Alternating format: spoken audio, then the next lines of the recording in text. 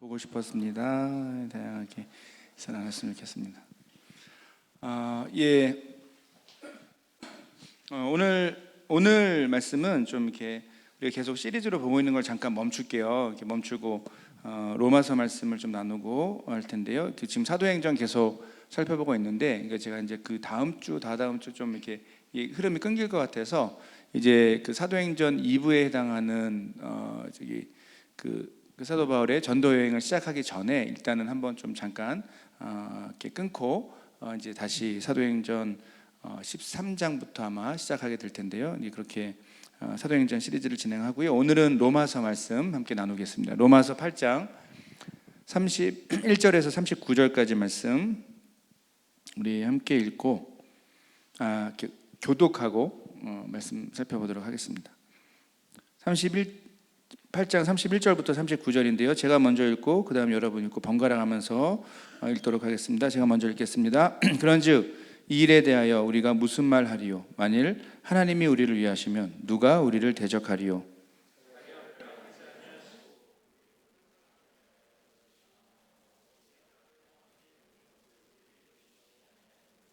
누가 능히 하나님께서 택하신 자들을 고발하리요? 의롭다 하신 이는 하나님이시니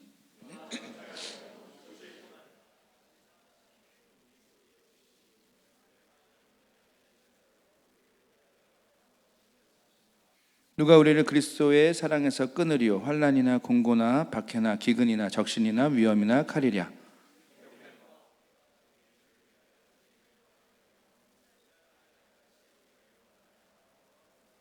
그러나 이 모든 일에 우리를 사랑하시는 이로 말미암아 우리가 넉넉히 이기느니라.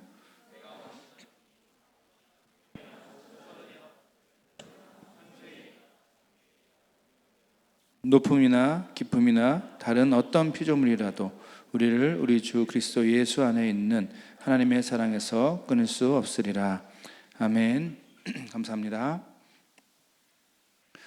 세상에는 평범한 사람들은 참 이해하기 어려운 이 어떤 특별한 도전이나 그 실험을 하는 사람들이 있죠. 말 그대로 엉뚱한 도전, 황당한 실험을 하는 사람들입니다. 뭐 작년에 있었던 일인데요. 멀지 않은 일이죠. 작년 그 2021년에 이런 엉뚱한 도전을 했던 한 커플이 있었습니다. 그 보신 분들도 있을 거예요. 이렇게 뭐 여기저기 많이 소개됐던 그 이벤트인데요. 작년 밸런타인데이 때 외국의 한 커플이 그 특별한 이벤트를 했다고 합니다. 이 커플은 자신들의 변함없는 사랑을 한번 확인시켜 주겠다고, 증명하겠다고 이제 한 줄의 쇠사슬, 좀 굵어요. 꽤 굵은데 한 줄의 쇠사슬을 각자 한쪽 손목에 이렇게 채웠습니다. 보신 적 있으신가요? 기억하시나요? 보셨구나. 예, 무슨 의미죠? 24시간 계속 붙어 있겠다는 거예요. 그러니까 떨어지지 않겠다. 이것을 상징하고 계속 붙어 있겠다. 헤어져 있지 않겠다. 이 커플은 기자들까지 불러서 이렇게 손목에 그 쇠사슬을 채우는 장면을 보여줬습니다. 그래서 자신들의 사랑이 대단하고 변함이 없을 거라는 그런 확신을 보여주는 그러한 이벤트가 실제로 전 세계 여러 뉴스에 소개됐습니다. 결과는 어땠을까요? 아시는 분들은 죄송합니다. 아시는 분들은 가만 계시고 결과는 어땠을까요? 첫 번째 이벤트가 지나고 정확히 123일 만에 1, 2, 3이죠. 123일 만에 이 커플의 두 번째 이벤트가 열렸습니다. 바로 자신들의 이 손목에 묶인 쇠사슬을 커다란 절단기로 끊어내는 행사를 한 겁니다. 근데 이 두 번째 이벤트는 쇠사슬만 끊어내는 이벤트가 아니었고, 이 커플이 공식적으로 헤어지는 자리가 되었습니다. 123일 만에. 이 두 번째 이벤트 역시 전 세계 여러 뉴스에 소개되었는데요. 저도 그 장면을 영상으로 보게 됐습니다. 우픈 장면이라고 하죠. 그 영상에 그런 장면이 있더라고요. 쇠사슬이 끊어지니까 이 두 커플이 동시에 빠르게 뒷걸음질을 하면서 막 멀어지는 거예요. 사회적 거리두기를 한 겁니다. 여성분은 한 2m 정도 떨어지니까 만세를 부르더라고요. 만세. 한국말 아니고 그냥 만세. 이렇게 번쩍 손을 들고 이렇게 하더라고요. 예. 얼마나 좀 이렇게 싫었으면 이 헤어지면서까지 만세까지 불렀는지 모르겠습니다. 이 커플은 자신들의 사랑을 증명해 보이겠다며 자신 있게 쇠사슬을 묶고 이게 삶의 모든 순간을 함께 했습니다. 그런데 123일 만에 두 손 두 발을 다 들게 된 거죠.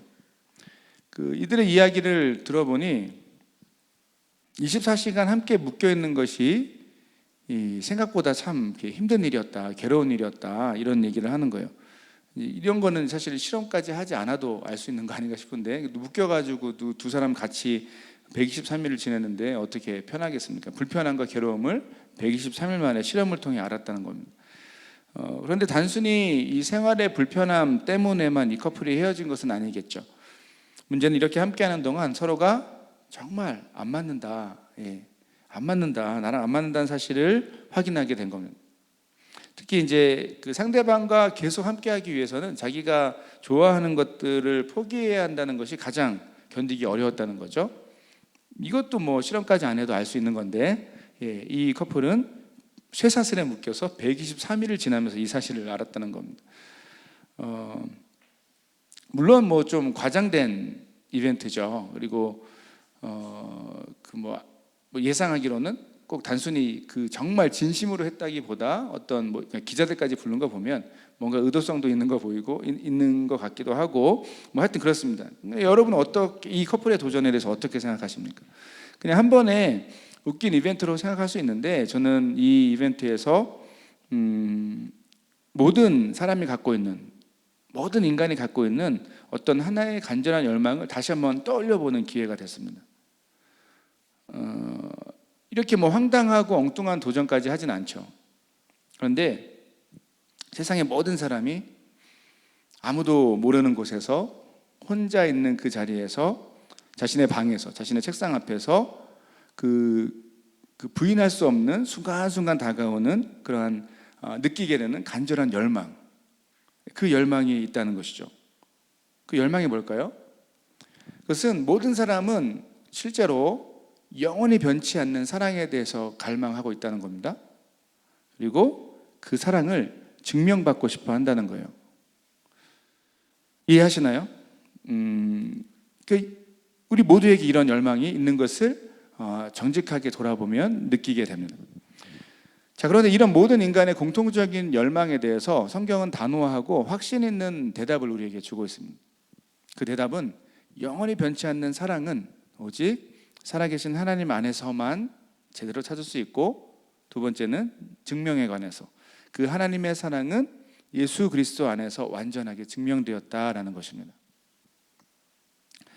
오늘 우리가 함께 읽은 이 본문은 성경 전체에서 어쩌면 가장 강력하고 또 단호한 목소리로 방금 제가 소개한 그 하나님의 사랑, 이 같은 하나님의 사랑에 대해서 소개하는 대표적인 본문이라고 할 수 있습니다.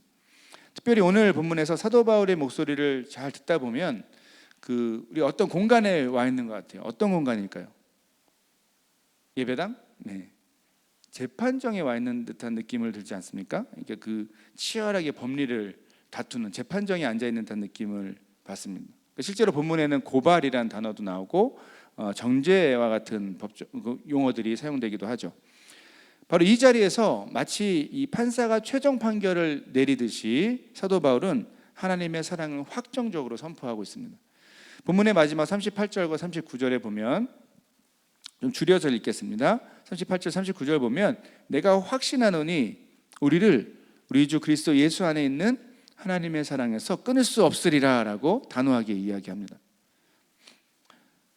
감동적인 고백이죠. 분명히 이 두 구절은 하나님에 대한 감각이 있는, 또 하나님의 사랑에 대해서 어느 정도 경험이 있는 사람들의 마음을 정말 뜨겁게 할 만한, 설레게 할 만한 강력한 선포가 아닐 수 없습니다. 자, 그런데 정말 그런가요?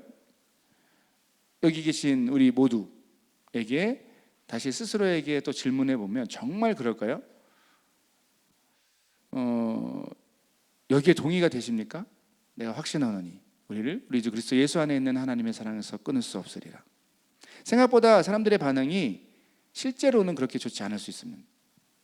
특히 어떤 분들은 겉으로는 표현하지 않지만 저항감을 경험하기도 합니다. 이 표현 자체, 이 선포 자체. 사도 바울의 이 선포가 그냥 성경에 있는 이야기, 그렇지만 나에게 직접적으로 해당되지는 않는 이야기 같다라는 생각입니다. 어떤 분들은 그냥 뭐 특별한 이유 없이 하나님의 사랑이 나와는 관계없다라고 아예 다짐하고 살아가시는 분들도 우리 가운데 있을 수 있습니다. 교회 생활을 오래 하고 매주 교회에 나올 수도 있지만 사실은 나 스스로도 왜 교회에 나오는지 모를 정도로 이렇게 뭔가 특별한 뚜렷한 이유 없이 교회에 나올 수도 있습니다. 그냥 어떤 일주일에 해야 될 일을 하나 하는 느낌으로. 어떤 분들은 특히 이제 우리 대부분의 분들이 될 수 있겠는데요. 여기 계신 분들에게 대부분의 분들에게 해당될 것 같은데, 어떤 분들은 하나님의 사랑을 느끼고 경험한 적이 분명히 있습니다. 예전에 뭐 수련회라든지 뭐 어떤 집회를 가서든지 아니면 말씀을 보다가든지 그런 강력한 사랑을 느끼고 경험한 적이 있긴 한데, 지금은 그 하나님의 사랑에서 멀어졌을 수도 있습니다. 여전히 세상의 문화를 사랑하고 죄가 더 좋은 죄를 선택하게 되는, 또 자주 넘어지고 반복적으로 넘어지는 죄의 문제에서 우리는 이런 생각을 할 수 있죠. 하나님이 정말 나 같은 사람을 사랑하는 게 맞을까? 사랑하실 수 있을까? 이런 생각을 합니다. 어떤 분들은 삶의 고난과 어려움을 경험하게 됩니다. 그 가운데 하나님의 사랑을 확신하기 어려울 수 있죠. 왜 나에게 자꾸 이런 일이 벌어지나? 왜 이렇게 반복적으로 이런 어려움이 생기나? 그리고 이런 삶의 어려움을 하나님이 해결해 주시지 않는데 과연 하나님이 나를 사랑하시기는 한 걸까라는 질문을 갖게 됩니다. 이런 해결되지 않는 질문들로 하나님의 사랑에 대해서, 방금 이 고백에 대해서 약간 거부감을 갖게 되거나 좀 이렇게 부담스러워하거나 나와는 별로 관계가 없는 이야기다라고 생각할 수 있죠. 하나님의 사랑에 대해서 확신하기가 어려운 분들이 우리 가운데도 얼마든지 있을 수 있습니다. 자, 그런데 여러분 그거 아십니까? 놀랍게도 이 단호한 고백이, 선포가 실제로도, 그러니까 이 단호한 선포가 실제로는 이 사도 바울이 이 선포를 하는 그 배경에 보면 실제로 우리가 했던 그 치열한 고민과 갈등이 그대로 이렇게 배경이 되어 있다라는 것이죠.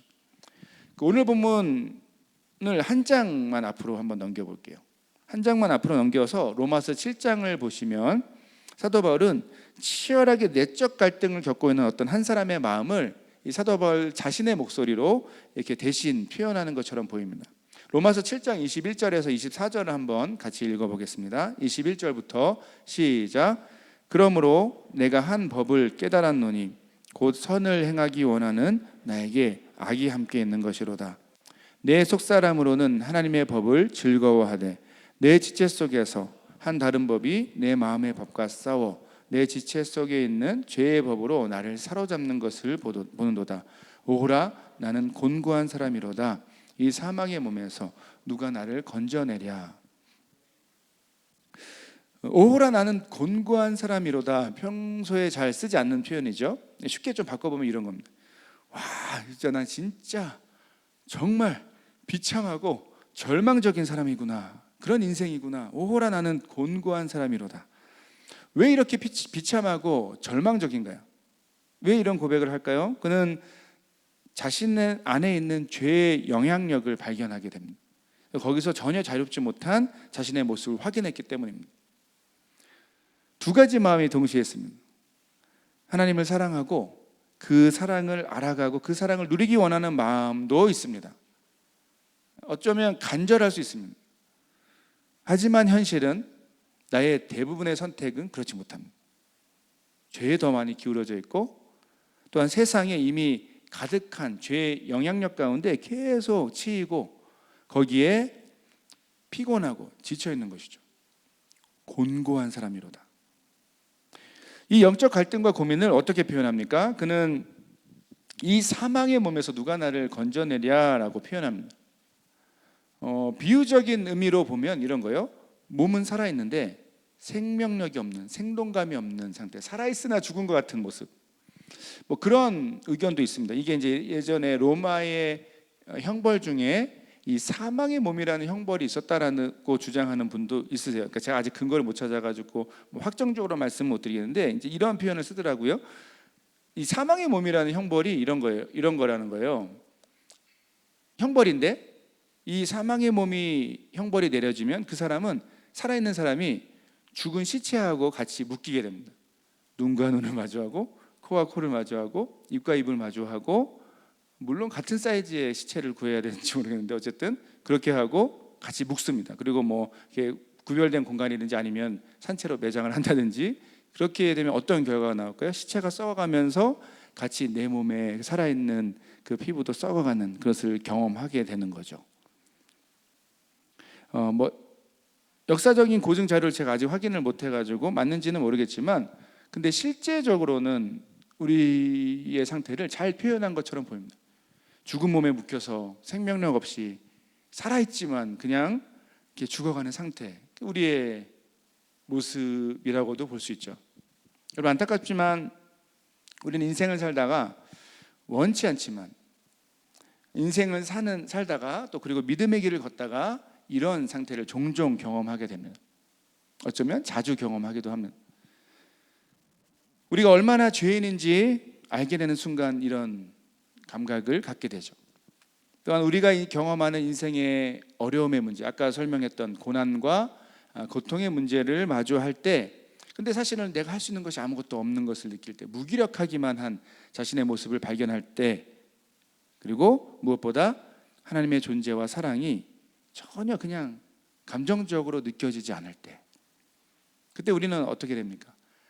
살아있고 열심히도 살아가지만, 최선을 다해서 일도 하고 공부도 하고 뭐 사람들도 만나지만 아무도 없는 곳에서 혼자 앉아 있을 때, 불을 끄고 이제 자신의 방에 책상 머리에 앉았을 때, 그때 살아있지만 마치 죽은 것 같은 그 깊은 외로움과 절망을 경험하고 있는, 그것을 느끼고 있는 자신의 모습을 종종 마주하게 된다는 것이죠. 이런 순간 자연스럽게 터져 나오는 입술의 고백이 바로 이겁니다. 누가 시키지 않아 나오는 고백이 오호라, 오호라, 나는 곤고한 사람이로다. 그렇구나, 나 정말 비참하고 소망 없는 사람이구나. 지금 사도 바울은 자신의 경험을 비롯해서 저와 여러분, 우리 모두가 경험할 수 있는 이 절망의 상태를 표현하고 있는 것으로 보입니다. 실제로 이 사실을 한번 외면하려고, 그것을 좀 극복해 보려고 역사 속에서 사람들은 다양한 노력을 해왔습니다. 하지만 우리가 정말 정직하게 또 진실하게 말씀의 비달에 서면 우리의 본래 모습이 드러나게 되어 있습니다. 우리의 본래 모습은 어떻습니까? 우리 모두는 비참하고 절망적인 사람들, 하나님의 사랑에서, 하나님의 사랑의 관점에서 보면 그 사랑에서 멀리 떠나서 그 외로움을 느끼고 또 슬프게 살던 사람들이었다는 것이죠. 자, 그런데 여러분, 이렇게 비참하고 절망적인 상태, 하나님의 사랑에서 멀리 있던 우리가 새로운 소망을 갖게 되었다라는 것이 오늘 본문의 내용입니다. 그 핵심은 이렇게 요약돼요. 한번 잘 정리해 볼게요. 한번 머릿속에 잘 이렇게 새겨 넣으시고요. 이런 겁니다. 우리는 우리 자신의 연약함 그리고 삶의 문제들 속에서 하나님의 사랑을 받아들이거나 믿지 못하는 것이 당연합니다. 믿어지는 것이 기적이죠. 당연해요. 그리고 두려워하면서 이 하나님의 사랑에서 멀어지려고 하는 습성이 우리 가운데 있습니다. 하지만 만약 우리가 예수 그리스도 안에만 있다면 하나님의 사랑은 변함없이 그리고 영원히 우리에게 주어진다는 사실이 오늘 본문의 핵심입니다. 이렇게 요약됩니다. 이 사실을 선포하기 위해서 사도 바울은 독특한 방식으로 오늘 본문을 기록하고 있어요.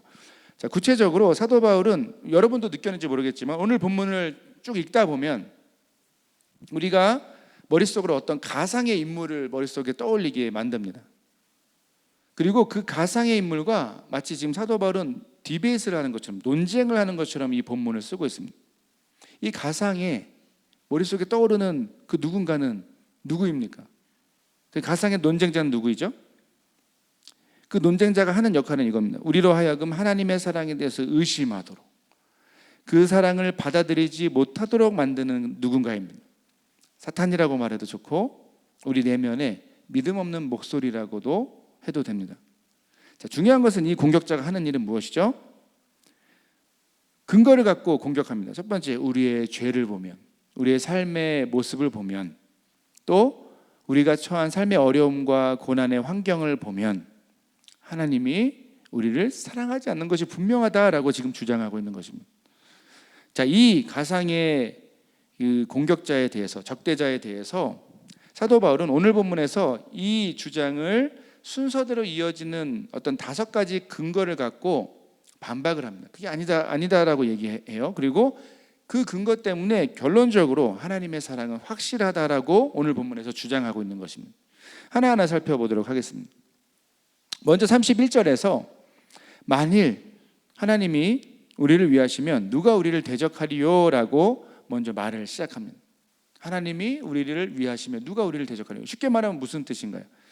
하나님이 우리 편이라는 말입니다. 가장 쉽게 얘기하면 하나님이 우리 편이다.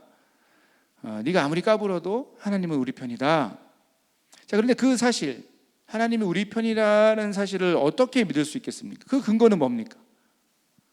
자, 이어지는 32절에서 이렇게 이야기합니다. 자기 아들을 아끼지 아니하시고 우리 모든 사람을 위하여 내주신 이가 어찌 그 아들과 함께 우리 모든 것을 우리에게 주시지 아니하겠느냐. 무슨 말이죠? 자기 아들 예수 그리스도를 주신 것으로 하나님이 우리 편에 계신 것이 완전히 증명되었다는 것입니다. 가장 소중한 것을 주셨기 때문에 그 하나님은 우리 편이다. 하나님의 사랑에 대해서 의심할 수 없다는 겁니다. 이 부분만 보면 조금 이제 좀 이렇게 그 한 가지 내용만 머리에 떠오르게 되겠지만, 사실은 여러분 그 기회 되시면 오늘 예배 끝나면 집에 가셔서 주무시기 전에 로마서 1장부터 8장까지를 한번 쭉 읽어주시면 좋겠어요. 그러니까 1장부터 8장이 그 로마서 전체에서 일부에 해당되는데 복음의 핵심이 잘 정리되어 있는 책입니다. 근데 이 로마서의 앞부분 1장부터 8장의 내용을 쭉 보면, 그러니까 실제로 지금 오늘 본문은 앞에서 계속 해오던 내용을 마무리하고 정리하는 거겠죠. 자, 이 앞부분의 내용을 보면 지금 이 32절에서 예수 그리스도를 우리에게 주셨다는 것의 의미는 매우 분명합니다. 다른 해석의 여지가 없습니다. 그것은 예수 그리스도께서 우리 죄를 대신해서 십자가에 죽으심으로써 우리를 구원하셨다는 것이죠. 우리를 위해서 내어주신 것이 바로 이것을 의미합니다. 우리를 대신해서 죄의 형벌 가운데로 예수 그리스도를 던지신 상황을 얘기합니다. 자, 그래서 어떤 결과가 따라왔습니까? 예수 그리스도께서 우리를 대신해서 죽으셨기 때문에 우리는 의롭다함을 얻었다는 것입니다. 로마서 앞부분의 결론입니다. 즉 우리의 어떠함과 관계없이, 우리의 선택과 우리의 부족함과 관계없이, 연약함과 관계없이, 죄와 관계없이 우리는 하나님의 법정에서 무죄가 되었다라는 것이죠. 자, 이 내용이 33절에서 이렇게 고백되죠. 누가 능히 하나님께서 택하신 자들을 고발하리요라고 말합니다. 법적인 용어입니다.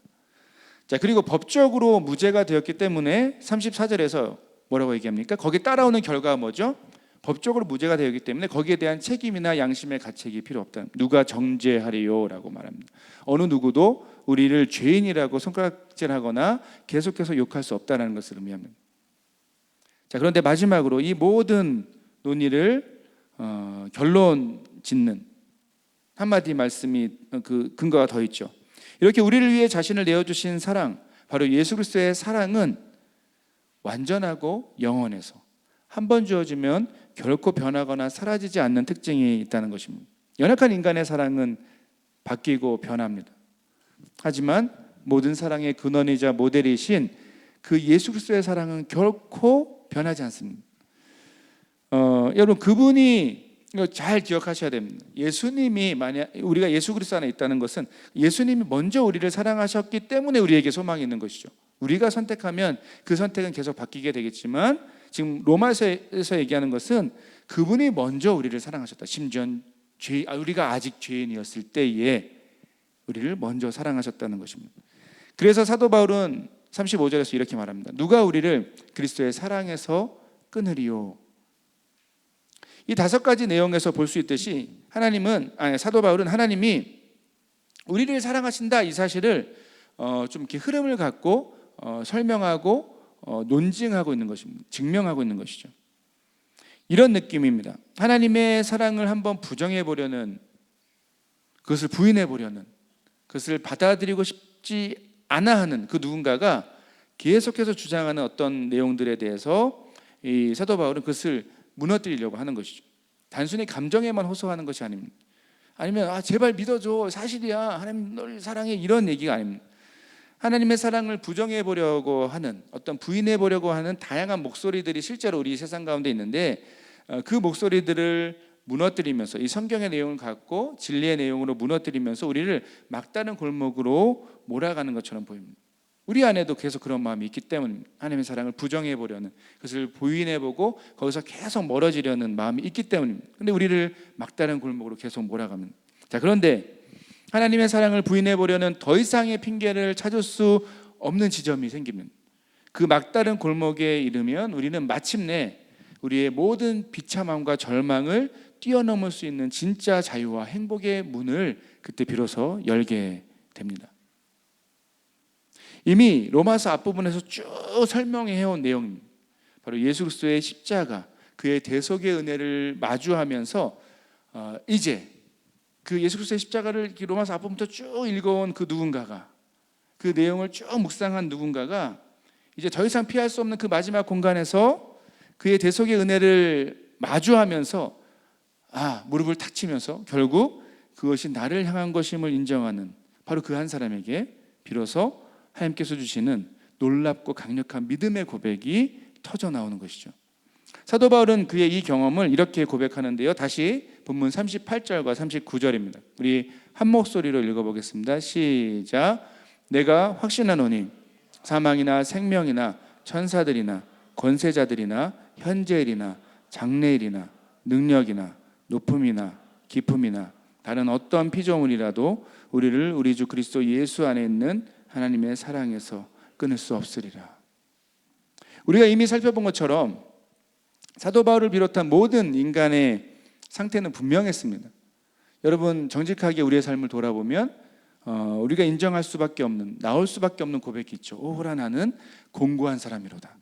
하나님의 사랑을 갈망하고 누리기 원하지만 그 사랑을 받을 수 없는 심각한 영적 상태에서 우리 모두는 비참함과 절망을 고백하며 탄식할 수밖에 없었습니다.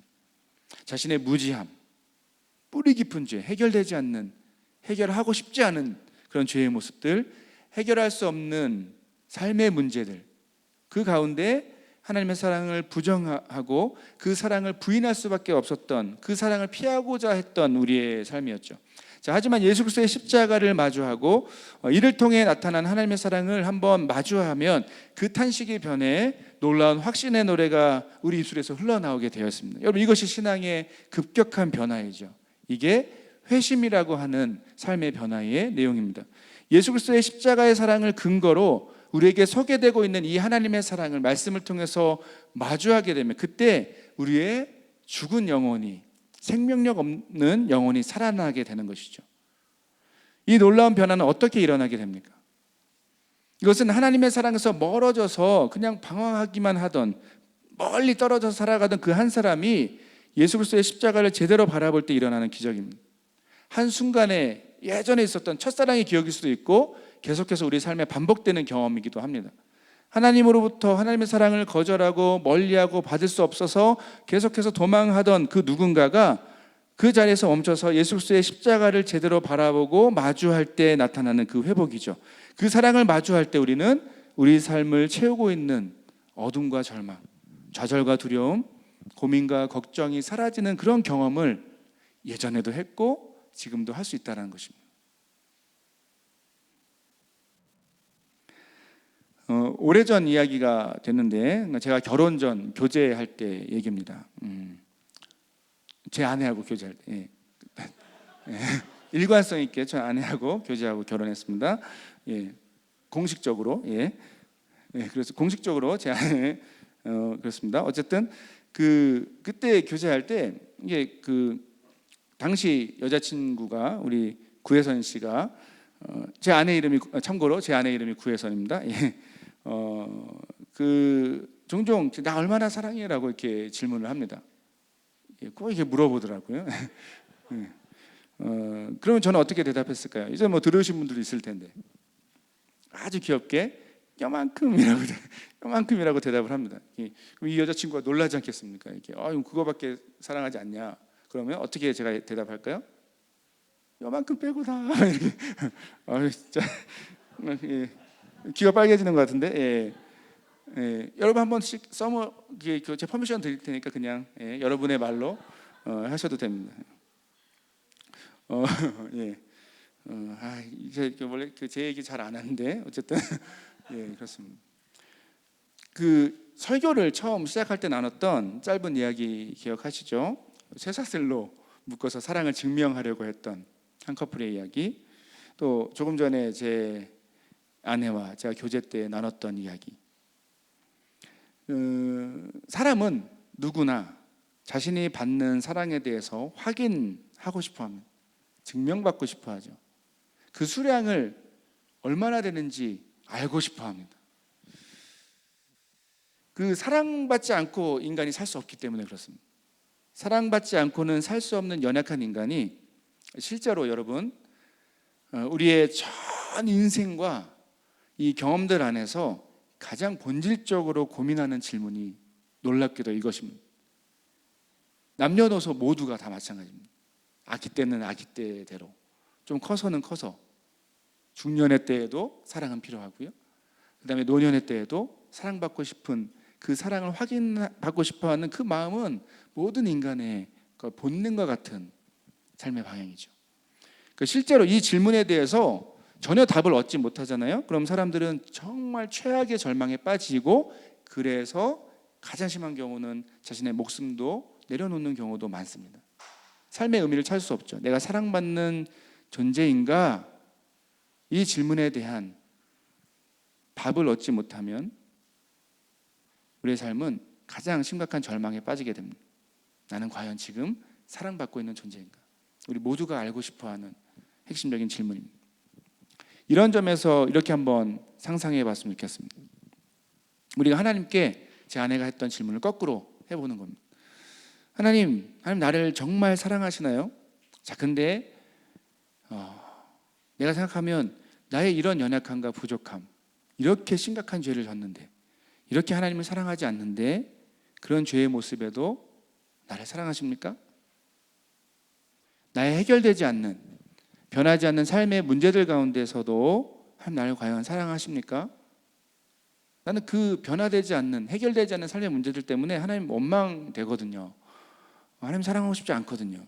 그런데도 하나님 나를 사랑하십니까? 여러분, 우리가 이렇게 만약 하나님께 물어본다면 하나님은 과연 어떻게 우리에게 대답하실까요? 하나님께도 포메이션을 드려서 하나님도 요만큼 빼고 다 이렇게 대답하실까요? 저는 이런 상상을 실제로 종종 하며 살아갑니다. 하나님은 나를 사랑하십니까? 라고 묻는 우리에게 이렇게 대답하실 것 같은데요. 내가 너를 이만큼 사랑한다. 내가 너를 이만큼 사랑한다. 무슨 의미일까요? 여러분, 하나님은 더도 덜도 아니고 정확하게 딱 이만큼 우리를 사랑하시는데, 바로 십자가만큼, 더도 덜도 아닌 십자가만큼 우리를 사랑하신다는 것이 성경이 우리에게 선포하는 증거입니다. 자신의 독생자 예수 그리스도를 처절한 죽음의 대소물로 주실 정도로 우리를 사랑하시죠. 처절하게 몸을 찢으시면서 폭포수와 같은 피를 흘리시도록 그 죽음의 대속물로 주실 정도로 우리를 사랑하신다는 것이 성경이 우리에게 하는 놀라운 사랑의 고백입니다. 그 십자가의 의미를 깊이 좀 공부하고 생각해 보면 지금 우리가 그냥 얄팍하게 그 사랑을 느껴지지가 않는 것이죠. 십자가를 계속해서 묵상하셔야 됩니다. 여러분, 이것으로 좀 충분하지 않을까요? 하나님의 사랑을 어떻게 더 완벽하게 증명할 수 있겠습니까? 어떻게 더 확인시켜 줄 수 있을까요? 실제로 여러분 잘 기억하셔야 되는데, 진짜 사랑의 확신은 우리의 감정에서 확인하는 것이 아닙니다. 우리의 느낌이나 감정에서 확인하는 것도 아니고, 우리의 생각으로 확인하는 것도 아닙니다. 생각으로 이해하는 것도 아니죠. 또 상황을 보고 하나님의 사랑을 확인하는 것이 아닙니다. 그 감정의 부분을 보면 이런 거예요. 진짜 사랑의 확신에 있어서 만약에 우리의 감정에 의존하게 된다면, 그래서 우리가 기분이 좋으면, 느낌이 좀 느껴지는 것 같으면 사랑받는 것 같고, 그렇지 않으면 사랑받지 않는 것 같아 라고 하면 이 연인과 부부관계가 어떻게 될까요? 엉망이 됩니다. 말 그대로. 정말 하나님의 사랑을 내 감정의 상태, 내 기분, 내 느낌에 의존할 수 없습니다. 우리의 생각도 마찬가지죠. 우리가 하나님에 대해서 알면 얼마나 이해할 수 있겠습니까? 이 세상의 진리를 얼마나 이해할 수 있겠습니까? 우리의 생각에 따라 하나님의 존재와 그분의 사랑을 설명하고 이해하려면 우리의 머리로는 감당할 수가 없을 것입니다. 상황에 의존해서도 마찬가지인데요. 우리가 가장 많이 빠지는 오류이죠. 상황에 의존해서도 우리는 결코 하나님의 사랑을 확인할 수가 없어요. 우리 삶의 상황이 좋을 때가 언제 얼마나 됩니까? 여러분 뭐 이렇게 인생의 시간을 뒤 돌아보면 정말 고민 없이 편하다라는 그 순간이 과연 얼마나 됩니까? 별로 없어요. 거의 대부분의 시간은 치열하게 고민하면서 살 수밖에 없습니다. 그래서 상황이 좋으면 네, 하나님 감사하다, 하나님 뭐 정말 사랑받는 것 같다라고 고백하고, 상황이 나빠지면 하나님의 사랑이 날 떠났구나라고 생각한다면 우리는 인생의 거의 대부분의 시간을 좌절과 절망 가운데 살게 될 것입니다. 여러분, 진짜 하나님의 사랑은 우리의 감정, 느낌, 우리의 생각, 상황을 통해서 확인하는 것이 아닙니다. 하나님의 사랑은 다른 어떤 것이 아닌 복음의 진리 안에서 확인하는 것입니다. 복음의 진리 안에서 하나님의 사랑을 확인해 가는 것이죠. 예수 그리스도의 십자가 앞에 나아가는 것입니다. 그 앞에 엎드리는 것입니다.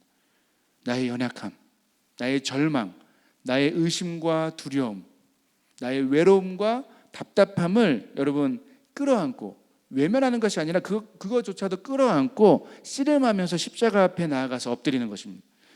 그리고 그 엎드려 씨름하던 바로 그 자리에서 말씀을 통해 기도 가운데 믿음의 눈을 들어서 십자가에 달리신 주님, 나를 위해 죽으신 예수 그리스도를 바라보는 것입니다. 나를 살리기 위해, 영원한 생명을 주시기 위해 처절하게 찢기시고 조각나신 그 몸을 바라보는 것이고, 폭포수같이 흘리신 그 피 흘리신 예수 그리스도를 믿음의 눈을 통해서, 말씀을 통해서 바라보는 것입니다. 자, 그 주님을 바라보며 오늘 말씀에 선포된 완전한 사랑의 증거, 내가 널 이만큼, 십자가만큼 완전하게 사랑한다라고 말씀하시는 그 하나님의 음성을 듣는 것이죠. 여러분, 이것이 바로 복음, 기쁜 소식을 듣는 것이라고 할 수 있습니다. 여러분, 이 복음의 효과는 정말 대단한 것임을 정말 기억하시길 바랍니다. 제가 약속할 수 있습니다. 특히 청년의 때를 지나는 여러분에게 이것은 정말 중요한 내용입니다. 계속해서 진지하고 올바르게 지속적으로 여러분 복음을 경험하시기를 부탁드립니다. 복음을 경험한다는 것은 구체적으로 무엇일까요? 한 세 가지를 볼 수 있을 것 같아요.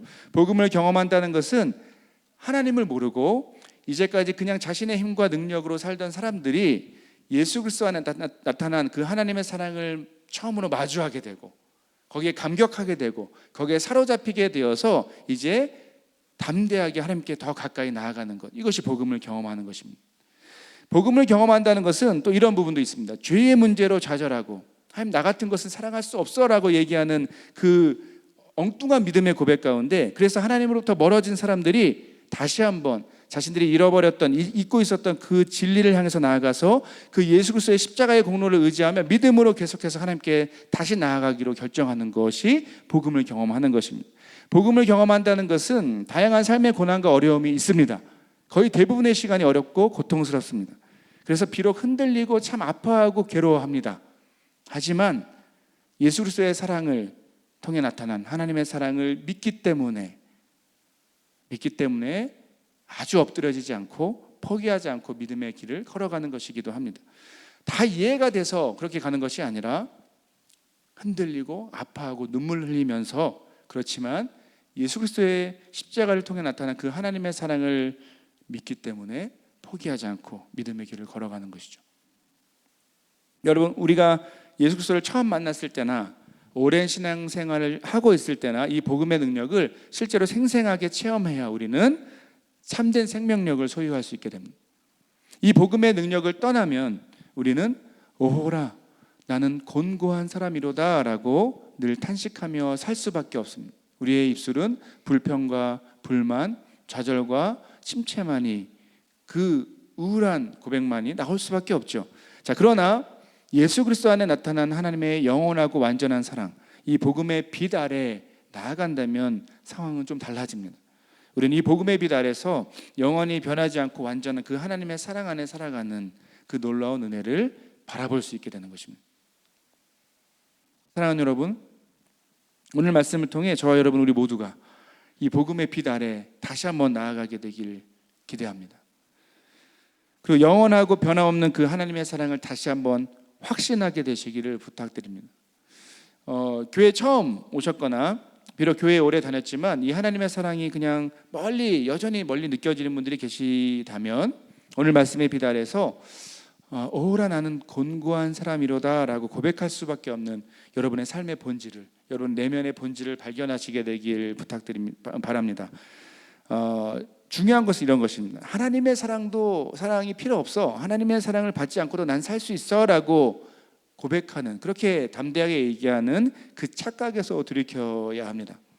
영원하고 참된 생명, 온전한 기쁨을 주시는 예수 그리스도를 추구하시기를 부탁드립니다. 예수 그리스도의 십자가 앞에 나아가서 그 십자가의 사랑을 더 깊이 묵상하고 배우시기를 부탁드립니다. 연구하시기를 바랍니다. 그 영광스러운 십자가 아래서 하나님을 향한 감격스러운 첫사랑, 시작점이 되는 그 첫사랑을 경험하시게 되길 간절히 기도합니다. 혹시 이미 그 첫사랑의 기억이 있고 그 풍성한 추억을 갖고 있지만 오랫동안 그 첫사랑의 기억을 잊고 사는 분들이 계십니까? 반복되는 죄의 문제로 그럴 수 있죠. 그렇다면 예수 그리스도의 십자가 그 보혈의 공로를 의지해서 회개하며 다시 빛 가운데로 나아가시기를 부탁드립니다. 예수 그리스도 안에 있는 자에게 보장된 이 용서와 회복의 은혜를 믿으시기를 부탁드립니다. 그리고 그 사랑에 기대어서 다시 한번 담대하게 여러분에게 주어진 믿음의 길을 걸어가시기를 부탁드립니다. 이런 분들도 있을 것 같아요. 쉽게 해결되지 않는 삶의 문제, 어려움, 고통스럽고 아픈 인생의 문제 때문에 하나님의 사랑에서 멀어진 분들이 이 자리에 있을 수 있습니다. 많을 수도 있습니다. 자, 그런 분들에게는 이 시간 세상이 알 수 없는 신비하고 놀라운 주님의 위로와 사랑이, 그 십자가의 사랑이 강력히 임하시기를 저는 간절히 기도합니다. 물론 때론 이 삶의 고통의 문제를 해석하거나 이해하기가 힘들 때가 대부분입니다. 답을 모르겠습니다. 하지만 그 순간에도 예수 그리스도 안에 있는 하나님의 사랑은 변치 않습니다. 제가 다른 얘기는 할 수 없고 약속을 드릴 수 없지만 한 가지, 말씀을 의지해서 단 한 가지 진리만은 제가 고백하고 약속해 드릴 수 있습니다. 여러분, 예수 그리스도 안에 있는 여러분 곁에, 예수 그리스도 안에 있는 여러분 곁에 항상 하나님이 함께 하신다는 사실을 믿으시기를 부탁드립니다. 세상의 그 어떤 말로도 여러분 실제로 고난의 순간, 답답하고 힘든 아픔의 순간에 어떤 말로도 위로와 힘이 되지 못합니다. 하지만 이 진리 안에서 세상이 이해하지 못할 특별한 위로와 힘과 능력을 경험하시기를 간절히 기도합니다. 여러분, 우리가 어떤 상태에 있든지 또 어떤 상황 가운데 있든지 우리의 감정과 생각과 상황과 관계없이 예수 그리스도 안에서 우리는 영원히 변치 않는 하나님의 사랑을 노래할 수 있습니다. 이것이 바로 오늘 본문을 통해 우리에게 주어진 은혜이죠. 이것이 바로 믿음으로 예수 그리스도의 십자가 앞에 나아가는 모든 사람에게 보장된 변치 않는 하나님의 약속입니다. 내가 확신하노니 사망이나 생명이나 천사들이나 권세자들이나 현재일이나 장래일이나 능력이나 높음이나 깊음이나 다른 어떤 피조물이라도 우리를 우리 주 그리스도 예수 안에 있는 하나님의 사랑에서 끊을 수 없으리라. 우리를 우리 주 그리스도 예수 안에 있는 이 십자가를 통해서 증명되고 확증된 그 하나님의 사랑에서 끊을 수 없으리라. 함께 찬양하고 기도하겠습니다.